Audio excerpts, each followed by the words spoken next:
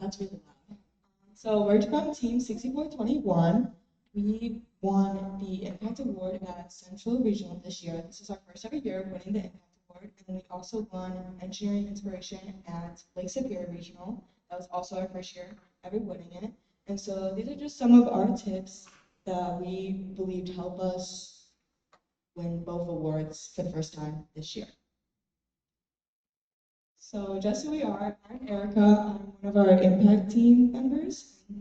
I'm Aiden. I'm another member of the Impact team. I was also an Impact presenter this year. And the other presenter, Kira, she is visiting. She's at Dean's house right now, so she couldn't be here.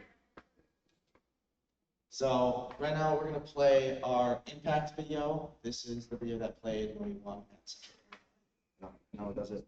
If I did it, we are the Robotics, Team 6421. Our mission is to include people with diverse backgrounds in robotics, create STEM learning opportunities for young people in our community, and be an inspiration within FIRST. FIRST wouldn't be the same without our female members. This year is our second year hosting our all-season competition with all of our track teams. By including teams from FLL, FTC, and FRC, we're making an impact on young women in STEM across the entire FIRST community. This is Twist. 12 FLL teams came from all across Wisconsin to showcase their robots and scooches and share their innovation projects. With them, 6 FTC teams and their female team members came to Twist to demo their robots and showcase the FTC program. June 21st, 2025 will be the inaugural Twist Tech Challenge, where up to 24 FTC teams will come together to amplify the inclusive environment of Twist. Everyone should feel like they have a place in the STEM community. We have created pins for LGBTQ+, people of color, cancer awareness, and more to promote inclusion within FIRST.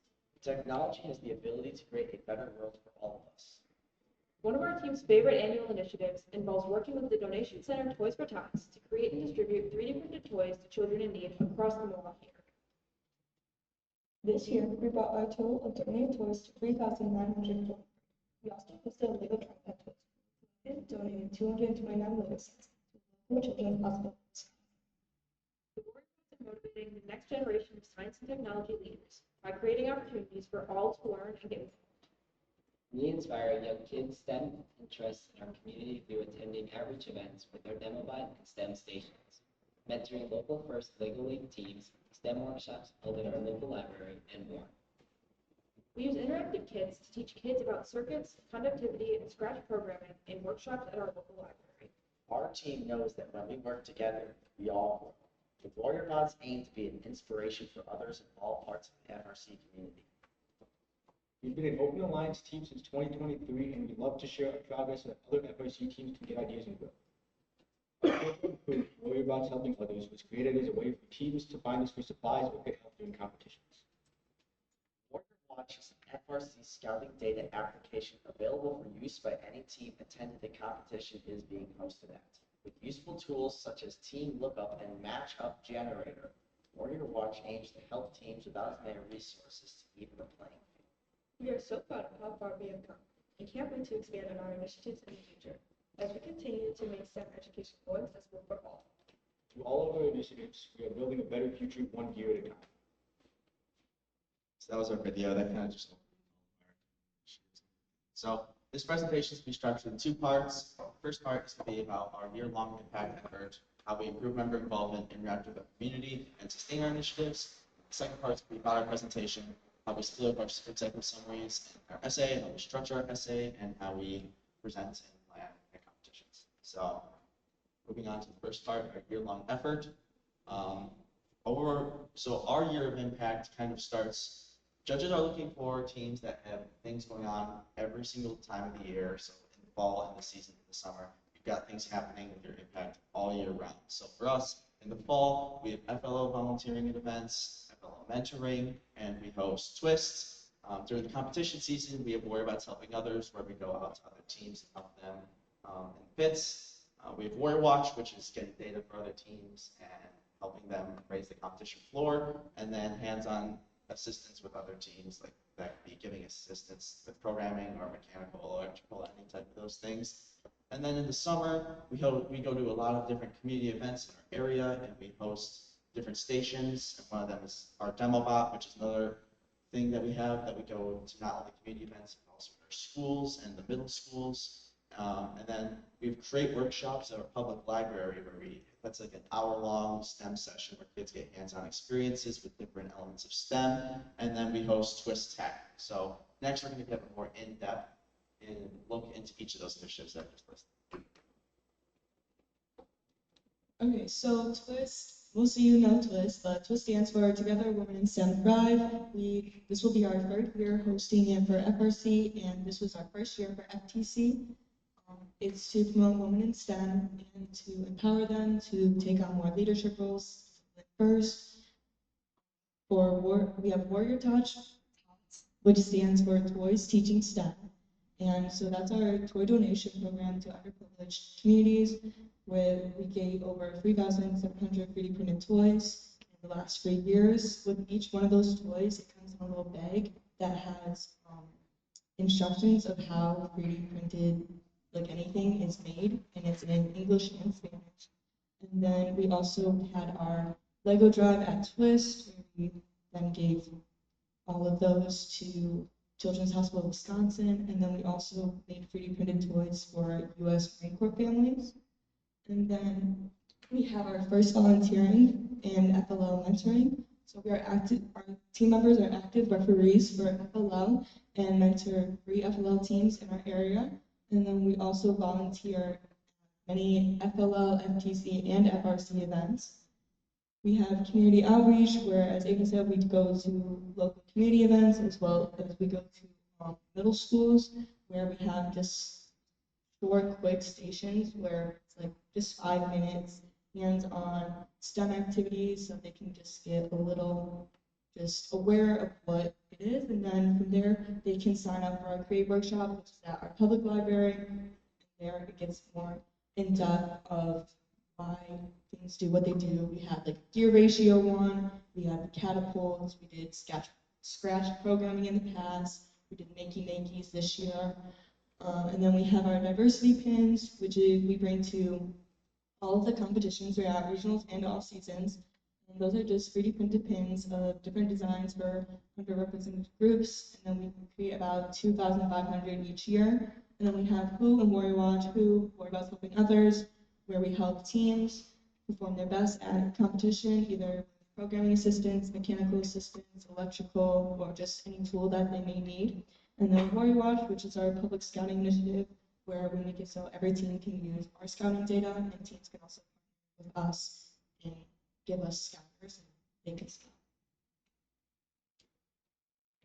So improving member involvement. So maintaining and growing initiatives, you need your entire team to help with it.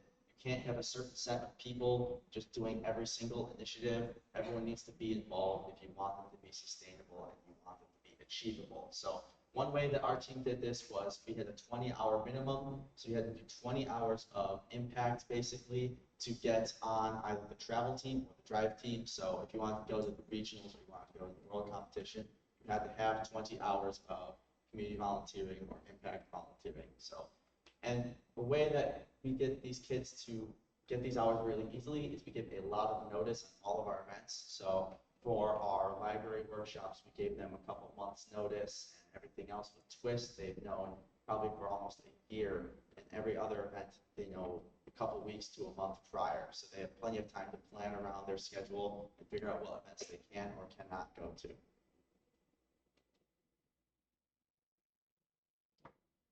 So one of the big things we do is we try to turn our tools into impact. We talk about this with judges a lot. So we use our 3D printers, obviously creating parts with our robot. During the off season and during school hours, we'll print toys and pins with it. So that way we can utilize all our tools as much as possible.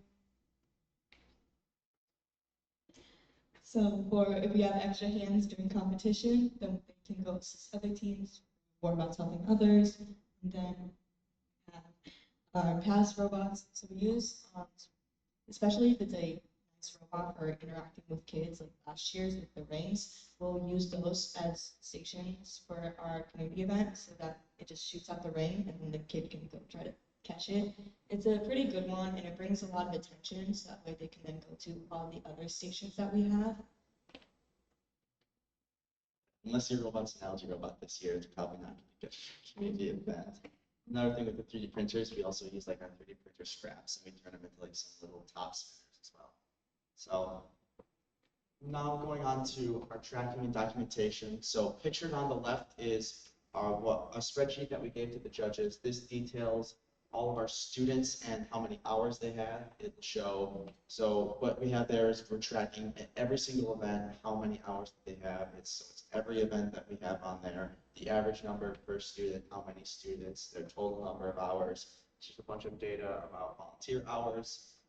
Another things that we give to the judges is a binder with all the first Impact Award documentation forms, both for this year and the 2 previous years to get the full 3-year scope of the first Impact Award.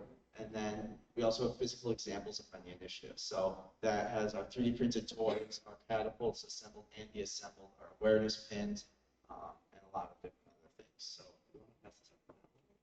So we're going to come around, we're going to pass out some of the materials that we give to the judges around to your tables, and you guys can kind of just look at what a judge would see when we present.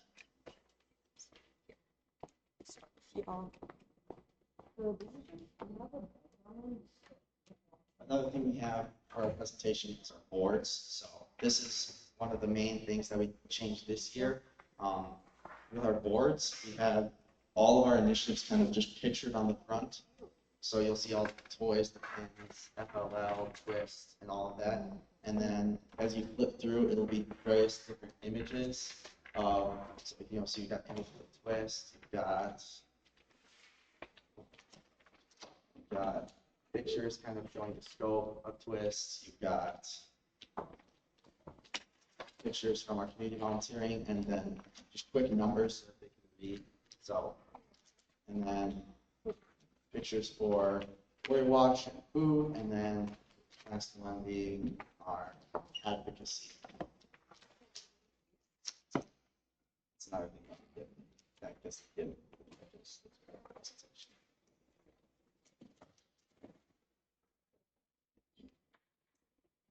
And then while you guys look through that, also with documentation, a big thing is scaling your numbers to benefit you. So since we normally have a pretty small team, we are able to do average amount of hours per kid. But if you have a very big team, the average is not going to look as good as it may for us. So there you might want to do like how many like FLL events of how many you did. So if you went to 7 out of the 9 FLL events in Wisconsin, that's a great statistic to use there. Or how many community events in your community did you go to? Or if there's a way for you to track like how many kids you're able to make an interaction with in your community, do that. Just do whatever makes the most sense for your team, depending on the size of your team or your community. And especially when you get to those events and you're getting numbers for that, make sure you write them down somewhere. Either you have like a tracking form, or you have like a physical piece of paper or something that you can have and then see later when you're preparing all your impact materials for the upcoming year, how many of this, because judges really like numbers. They don't like it when you say, we did this, we had this. They like it when you have specific numbers and you can show how many things that you did.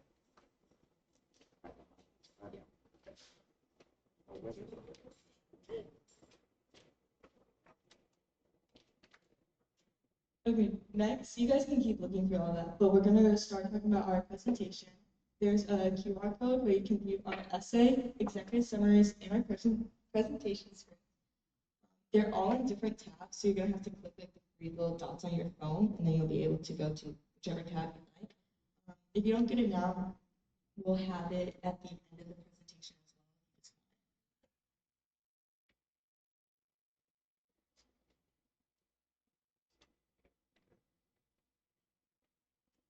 So each year before we start writing our essay or executive summaries, we make a schedule. So this year we had rough draft, 99% done, and don't touch it. So for rough drafts, we wanted our executive summaries done October 10th this year, and then our essay in November 7th. Obviously, this depends a little bit on the deadline and when your first regional is. how you'd like to do it. And then for 99% done, that is where we are then opening up the essay to everyone on our team to look through, as well as the mentors to look through, and then they can give suggestions, edits, all of that. And then, so for executive summaries, we want those in December, and then for essay, we want it early January. And then for Don't Touch It, those were both January 16th for us, so just a little bit before, a month before our regional, and when it needs to turn in. And then with Don't Touch It, we made it so we like agreed as an impact team, no one touch it, and there's something that you really are like, I need to change this, like this is needs to change. You have to talk to everyone before you do so. And then we also done, we call it Impact 101 presentation for our team, just so that we make sure everyone is aware of what we are doing, what initiatives we're running, as well as how to answer questions in the pit or if they're presenting. And then we had a Kahoot, as well as practice BI questions. We did the Kahoot last year. It was really good. Everyone knew most of the answers, so that's great. And then for our script presentation, we wanted that done, right, like a weekish before our first competition. Same with our presentation materials. So the presentation materials was our boards, our documentation, the pamphlets that we have in there, as well as like the cheat sheet, and also our presentation script. And then, So moving on to the executive summaries and the essay. So typically what we like to include in our executive summaries is a lot of numbers and data, overviews of the initiatives, and simplistic language. The executive summaries don't have a lot of room to talk about things, so you need to get your ideas across fast, quickly. You need to show that they're scalable. You need to show what they are, and you have to do it with not a lot of characters. So that's where the simplistic language comes in, and then the numbers and data really get across how important the initiative is without having to do too many characters on it. Then with the essay, you have a lot more room to work with there. So that's where you would want to include all of your stories and personal accounts for all the impact that your team has left in the community and everything else. You can still include some elements like numbers and data, but you should probably focus on the stories and more personal parts of your impact in your essay more. so when writing our essay, these are the three things that we made sure all our initiatives were able to fall under at least one of these key criteria. So we have spreading the first mission, impact on the first community, and inspiring the STEM future. So if we didn't find that any of our initiatives fit under one of these three buckets, we went through and like fully like went through it all and it's like, okay, what do we need to change, or do we just need to completely get rid of this initiative from our essay?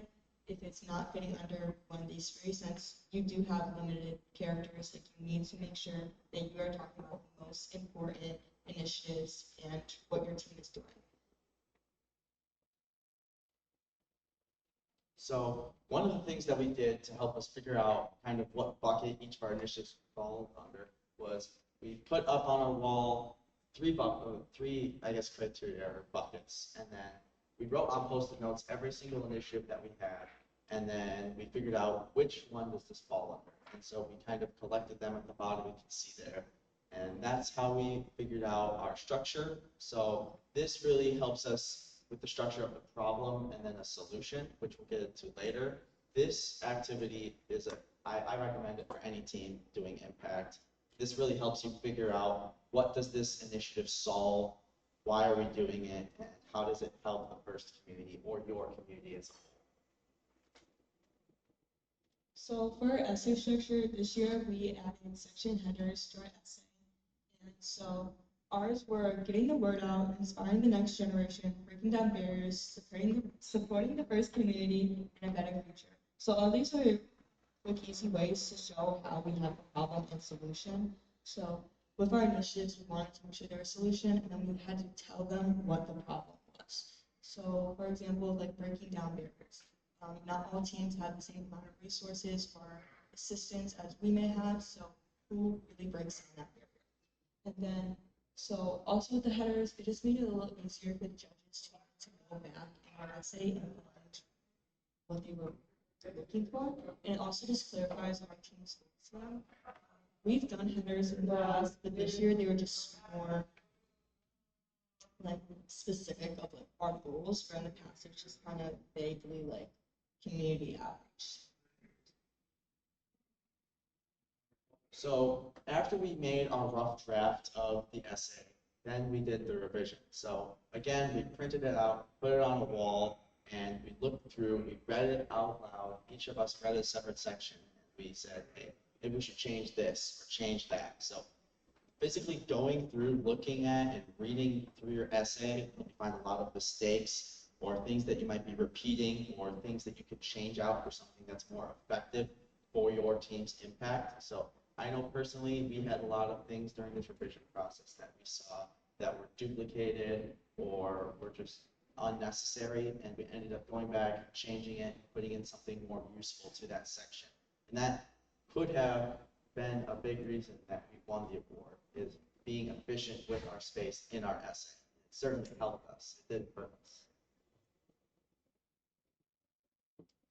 So next with our presentation materials, as you saw our boards, so we have a flipboard on the easel, and then we have images and stats. So we just try to, we would often say hit them in the face with numbers. So that's what we did with the one slide, and then the maps, we were just trying to show them how far our impact has reached. So we have a map of where all of the different twist things are from, and then we also have the numbers of how many teams participated, how many partner teams there were, and then we have a map of just Wisconsin for volunteering, and then you can see where we have all volunteered and how many teams we have helped by volunteering, as well as how many events inside, in case they can't see any of the things. And then we just color coded them based off of FLL, FTC, and FRC. And then if there was ever like a lot of numbers, we just took kind of like a bigger pin and just put a big number so they could see it better. It was just a good way to show how far we're reaching in first, where it's not just our community, it's all of, not all of, but a good amount of Wisconsin as well as other states. And at the end of the presentation, if you guys want to take pictures of the boards or anything, feel free to show some time. So to our script. So with our script, what we really tried to do was re-highlight those really important stats, just kind of put them in the judge's face. It's really important. Focus on the numbers that can be supported through your documentation. If the judges can't find that number or they can't find anything supporting that number, they might just pretend that that number doesn't exist, or they might just pass over it and not really think about it when they're deciding about who's going to win the award and who isn't going to win the award.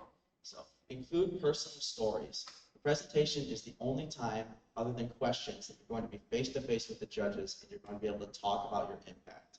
Talking face-to-face with someone and including those personal stories is going to make those judges feel that they're more impactful. It's going to make them understand your impact a lot better than you can over just saying it in your essay or saying it in your executive summaries. Show that your team is passionate about your impact. Don't come into the impact room, just say your script, say it, and don't have any passion. Have some passion. Show that you care. You know, we had our awareness pins. We were wearing our awareness pins. I think we were wearing our team merch. We had the hats on, the Krusty Krab or the frog hats. I think we had the SpongeBob socks on too. Show that you care about impact. Show that you're passionate about it. That really is going to make the judges see you for who you truly are as a team. And then another thing we recommend is memorize the script early, so you're not worrying about forgetting something, and you can really just focus all on that passion. So even we went to the point, we didn't think we had the script down well enough by the time we presented, even at either Central Illinois or Champs. So we literally wrote down the order of our lines on our wrist, you can see over there. But even though we did that, we were still able to present fine, and we were able to focus more so on having fun or getting those judges to really experience our team's impact rather than just being worried about forgetting our lines. Alright, so this is our judges' feedback from both Lake Superior and Central Illinois Regional. On the top is the question that we asked the judges. So ours was, is there anything missing from our submitted material? At Lake Superior, they didn't really give us much feedback there for that. But for what improved, they told us to reach out to more FTC teams and FLL teams, as well as work with more first teams just in our area. So we then took that feedback and we were like, okay, what do we need to change in our presentation to make it more clear that we are collaborating with more first teams because in our area, because we believe that we were collaborating with a good amount, but they didn't believe that, so we had to make sure that we were able to get that through to our next step. And then for Wither and Quest 5, we talked about Twist and Warrior Watch. And then for Central Illinois, they gave us a little more feedback, but didn't say anything. They just, for the most part, told us that we had everything, that it looked good, and that they liked how we had it organized and what we all gave them. And then for what to improve, they wanted us to have less pictures on our visuals and more just like maybe 2 photos, maybe some statistics. So we actually took that feedback and remade one of our poster boards, the community one, where it had the statistics on it and photos. So we made that for Houston then, and we made our advocacy one have a few less photos. We kept Twist and the map the same, but we changed those for Houston to try to make it easier for the judges to see. And then they also were impressed by Twist. So yeah, just use what the judges' feedback is. If there's, especially for like what to improve, if there is a chance that you can improve it from your first regional to your second regional, do it. All fails, if you run out of time, do it in the questions. If they're not clear on something, make it so that it's clear.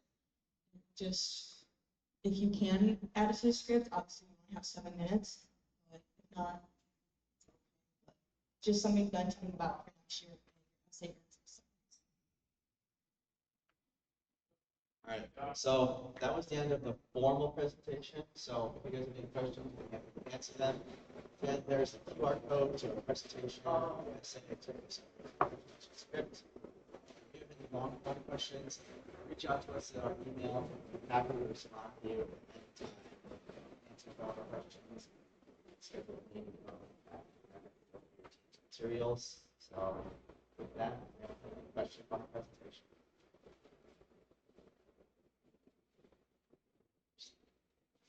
How many students do you guys have that are your core impact team, that are like the leaders that do the presentation, or do you guys group it, like these people do the presentation part, these people primarily work on the essay and then bring it back to the team? How does that structure work? So this year, we did it a little differently than past years. This year, we only had about like a quarter of our team as our main impact team, but we didn't really like that. It was kind of a lot on those few students. We'd rather have, in past years, we normally had about half of our team work on it. And then if you're on the impact team, then we have where we work on all the essay, exam summaries, and presentation. And then we do that on a separate day than our regular meeting time. So we normally would just do it straight after school, like on a Tuesday, or whatever day was most available for everyone. And if they couldn't make that meeting, they could just work on it if they would like. And so we'd meet for about an hour each Tuesday after school. And then when we got closer to regionals, then we would work on it a little bit more at regular meetings as well.